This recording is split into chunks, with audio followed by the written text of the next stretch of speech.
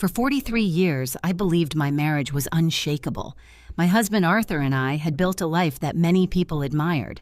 We had survived financial struggles, family losses, illnesses, and countless ordinary days that quietly strengthened our bond. At 65, I believed I knew every habit, every smile, and every silence that belonged to the man sleeping beside me. I was wrong. It happened during a family dinner on a cool September evening. The dining room glowed beneath the crystal chandelier Arthur had surprised me with on our 20th anniversary. The polished oak table was dressed with my mother's finest china, silver cutlery, and fresh flowers from the garden. Everything looked perfect. Our son, Ethan, sat beside his wife, Vanessa, who had been part of our family for 3 years.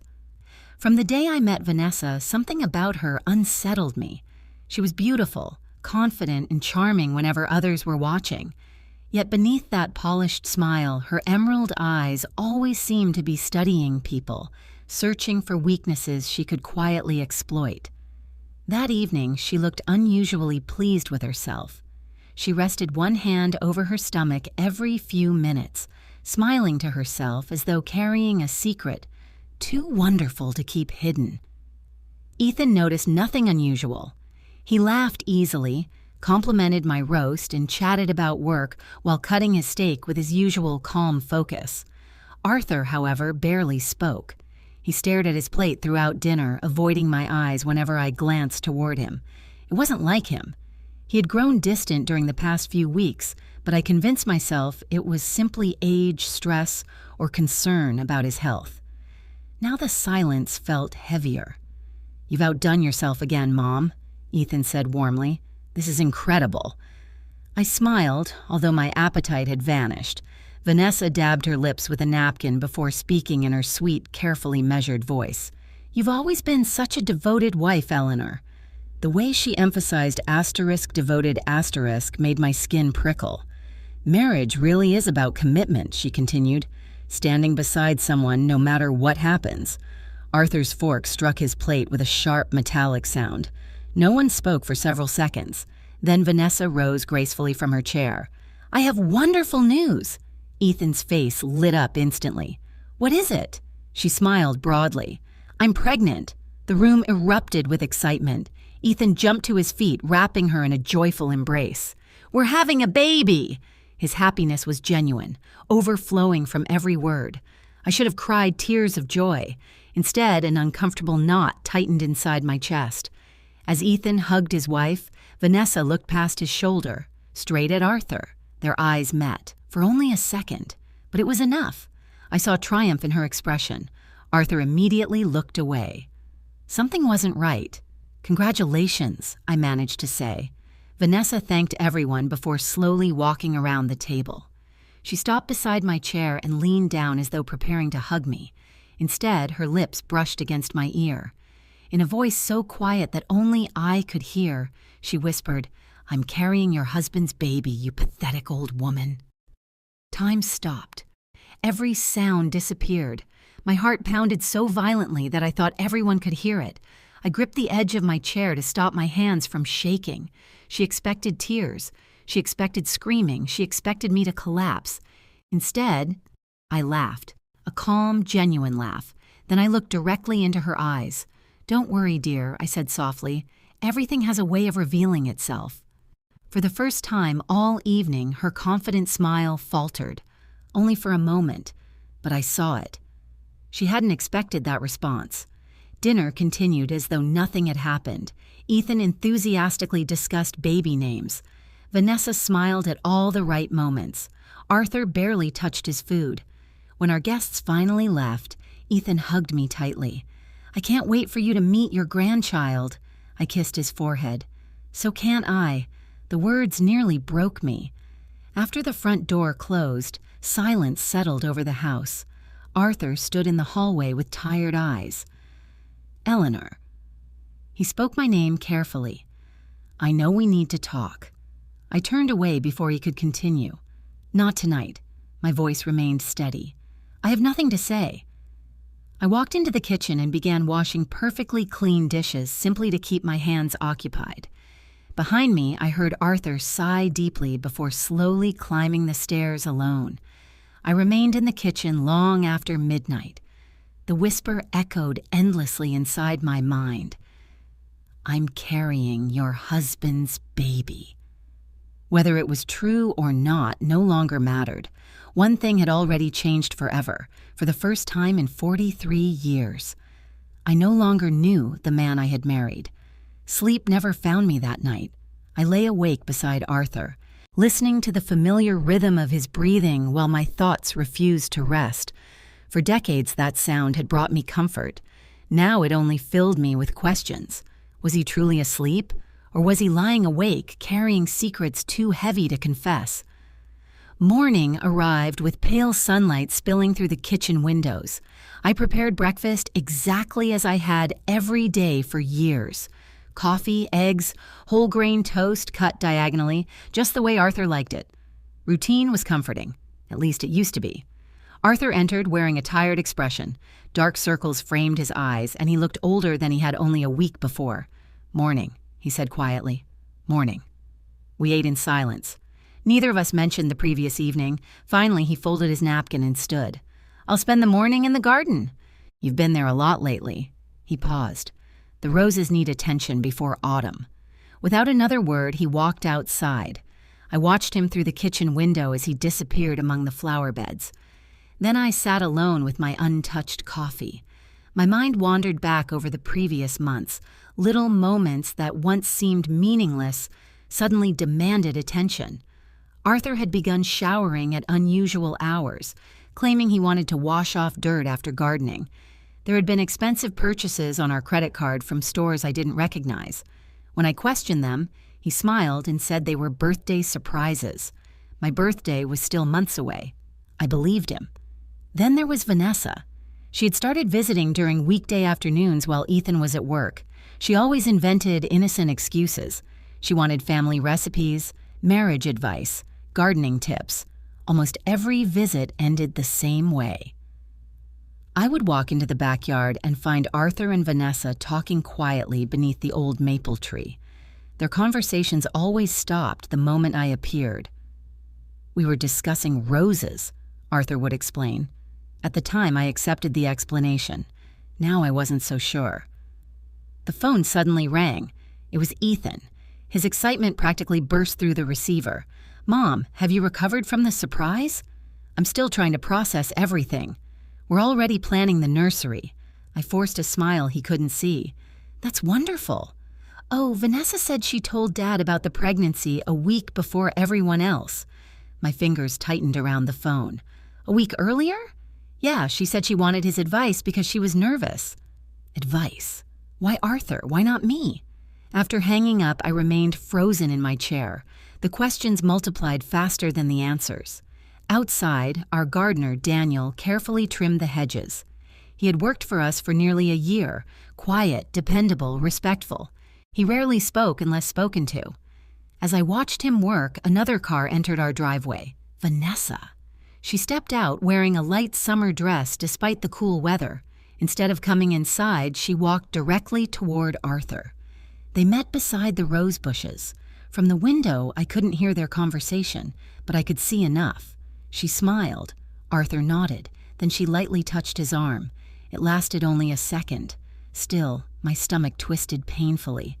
20 minutes later, she drove away. Arthur remained standing among the roses long after her car disappeared. That evening, something changed. Arthur was unusually cheerful. He spoke about future gardening projects, about becoming a grandfather, about planting a tree for the baby. It all sounded rehearsed, as if he wanted desperately to appear normal. After dinner, the telephone rang again. Arthur answered. His expression changed instantly. The color drained from his face. "I understand," he said quietly. "I'll be there tomorrow evening." He hung up without another word. "Who was it?" I asked. "No one important." "You looked worried." "It's just an errand." "At night?" He hesitated. "Yes." The answer came too quickly. The following evening, Arthur left the house shortly after 7. I watched his car disappear down the street. Something inside me refused to ignore my instincts any longer. 20 minutes later, voices drifted through the backyard. I looked outside. Vanessa stood beside Daniel near the garden shed. They were arguing. Even from inside the house, their body language revealed everything. Daniel shook his head repeatedly. Vanessa spoke sharply, pointing toward him. Then she removed a white envelope from her handbag. She handed it to him. He accepted it reluctantly before slipping it into his jacket pocket. Money. Why would my daughter-in-law secretly pay my gardener? Nothing about it made sense. Before I could think further, another vehicle arrived. Ethan. Vanessa instantly transformed. Her angry expression vanished. She hurried toward him with a bright smile and wrapped her arms around his neck. Surprised, she laughed. "What are you doing here?" Ethan asked happily. "I was asking Daniel about flowers for the baby's garden." Her answer sounded flawless. Almost too flawless. Together they entered the house, smiling as though nothing unusual had happened. But I had seen the envelope. I had witnessed the argument, and one truth had become impossible to ignore. Vanessa wasn't merely hiding something. She was carefully controlling everyone around her, including my husband. That night, as I lay awake once again, I reached a decision. Enough waiting, enough pretending. If the truth refused to come to me, I would go looking for it myself. The next morning, I waited until Arthur left for his weekly doctor's appointment before putting my plan into motion. For 43 years, I had respected his privacy. His study was the only room in the house I rarely entered without permission. That morning, I crossed the threshold feeling like a stranger in my own home. The room smelled of polished wood, old books, and Arthur's familiar aftershave. His desk was perfectly organized, just as always. Every pen sat neatly in its holder, every file carefully stacked. Nothing appeared unusual. I searched the top drawer first. Stationery, receipts, business cards. Nothing suspicious. The second drawer held utility bills, insurance papers, and gardening magazines. Still nothing. Then I opened the bottom drawer. Hidden beneath several magazines lay a thin leather folder I had never seen before. Inside were bank statements, not from our joint account, from a private account Arthur had never mentioned. My heartbeat quickened. Large deposits appeared every few weeks. $5,000, $8,000, $12,000. Each deposit was followed by large cash withdrawals, $2,000, $3,000, $7,000. The pattern repeated month after month. Where had the money come from? More importantly, where had it gone? I photographed every page with my phone before carefully returning everything exactly as I had found it. As I closed the drawer, I heard a car outside. I hurried to the window. Vanessa. She parked in our driveway again. Instead of approaching the front door, she walked toward the backyard. I quietly moved downstairs and watched through the kitchen curtains. Daniel was trimming the hedge near the fence. Vanessa walked straight toward him. Their conversation looked tense from the beginning. Daniel crossed his arms. Vanessa spoke rapidly. Finally, she reached into her handbag and handed him another envelope. His expression darkened. He reluctantly accepted it before slipping it into his jacket. Money again. Whatever connected those two, it wasn't gardening. Before I could watch longer, another car pulled into the driveway. Ethan. Vanessa instantly stepped away from Daniel. Her smile returned as though someone had flipped a switch. "There you are," Ethan called. "I was checking on the flowers," Vanessa replied cheerfully. "I thought it would be nice to plant something special before the baby arrives." Daniel lowered his head and quietly returned to work. If Ethan noticed anything unusual, he gave no sign. During lunch, Vanessa behaved like the perfect wife. She laughed. She complimented the food. She rested her hand lovingly on Ethan's shoulder. But every few minutes, I caught her glancing toward the backyard, toward Daniel, toward the man she had secretly handed money to only moments earlier. After they left, I remained troubled. Something larger was unfolding. The affair she whispered about at dinner suddenly felt like only one piece of a much bigger puzzle. That evening, Arthur seemed distracted. He barely touched his dinner. His thoughts were somewhere else. "Is everything all right?" I asked. He forced a weak smile. "Just tired." It was another lie. I could see it in his eyes. The telephone rang once more. Arthur answered quickly. "Yes," he said quietly. "I'll come." His shoulders slumped after he ended the call. "Another errand?" I asked. He nodded without meeting my eyes. The following evening, I decided to follow him. As soon as Arthur's car disappeared down the street, I climbed into mine and kept several vehicles between us. He drove across town, past the shopping district, past the hospital.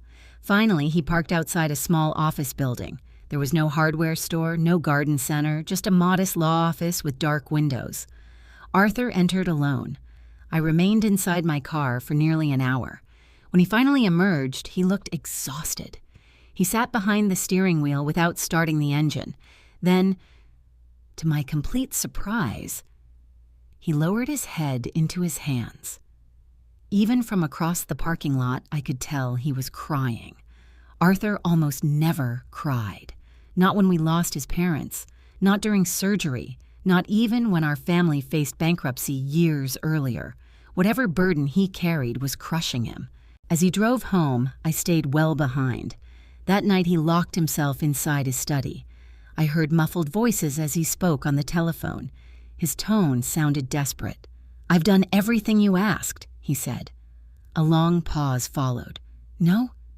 Please." Another pause. "I just need more time." Time for what? Who was demanding it? And why did my husband sound frightened? I barely slept. Every answer I uncovered seemed to create 3 new questions. By sunrise, I reached another decision. Searching Arthur's study had revealed only part of the truth. If I wanted real answers, I needed to search the one room I had carefully avoided, the guest bedroom Vanessa always used whenever she visited our house alone. Somewhere inside that room, I felt certain, the biggest secret of all was waiting for me. The following morning, I waited until Vanessa left the kitchen to answer a phone call before quietly making my way upstairs. The guest bedroom looked exactly as it always had, neat, spotless, and carefully arranged. The bed was perfectly made, a light floral fragrance lingered in the air, and not a single item appeared out of place. Vanessa liked control. Everything around her reflected it. I searched slowly, opening drawers one by one. The first held neatly folded sweaters. The second contained cosmetics and expensive jewelry. Nothing unusual. Then, beneath a stack of scarves in the bottom drawer, my fingers touched a sealed manila folder. I hesitated.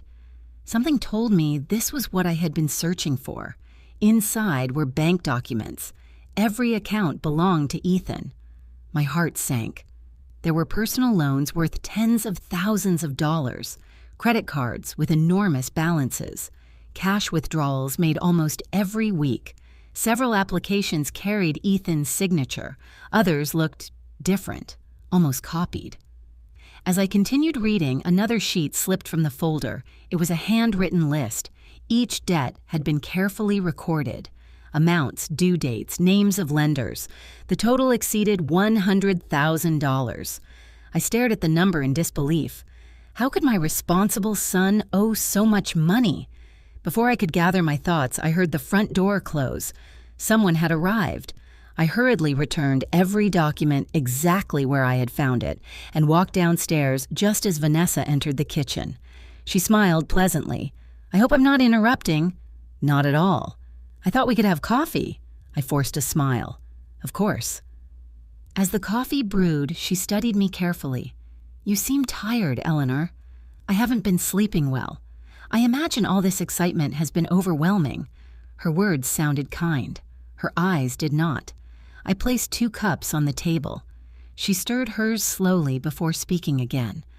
"Arthur has been under a lot of pressure lately." I looked directly at her. "What kind of pressure?" She smiled without answering. "He's a good man." "I know. He'd do almost anything to protect the people he loves." A chill ran through me. "What exactly are you trying to say?" She leaned back comfortably. "Sometimes people keep secrets because the truth would destroy their families." Before I could respond, voices drifted through the open kitchen window. Arthur was outside. So was Daniel. The conversation sounded tense. Vanessa immediately stood. "I should see what's happening." I followed her into the garden. Arthur and Daniel stood near the old tool shed. Daniel looked frustrated. Arthur looked exhausted. The moment they noticed us, both men fell silent. "Everything all right?" Vanessa asked sharply. Daniel looked at Arthur, then at me. Finally, he took a deep breath. "I can't keep doing this anymore." Vanessa's expression hardened. "We've already discussed this." "No," Daniel replied firmly. "You've been giving orders." He turned toward me. "Mrs. Brooks," his voice trembled, "there are things you deserve to know." "Daniel," Vanessa warned, but he ignored her. "This isn't an affair." I froze. Arthur slowly closed his eyes. Daniel continued. "Mr. Brooks never betrayed you." Vanessa folded her arms. "Don't listen to him." But Daniel refused to stop. "Ethan has a serious gambling addiction." The words struck me like a hammer. "What?" "He lost more than $100,000 through online betting." My knees weakened. The bank statements, the loans, everything suddenly made sense. Arthur opened his eyes. "I wanted to tell you." "Then why didn't you?" His voice cracked. "Because I thought I could fix it," Daniel continued quietly. "Vanessa introduced Ethan to gambling." I looked at her in disbelief. "No?" "It's true," Daniel said. "She encouraged him to borrow more money." Arthur nodded slowly. "When the debts became impossible to repay, she offered to help." "Help?" I whispered. "By blackmailing me," Arthur admitted. My breath caught. "She threatened to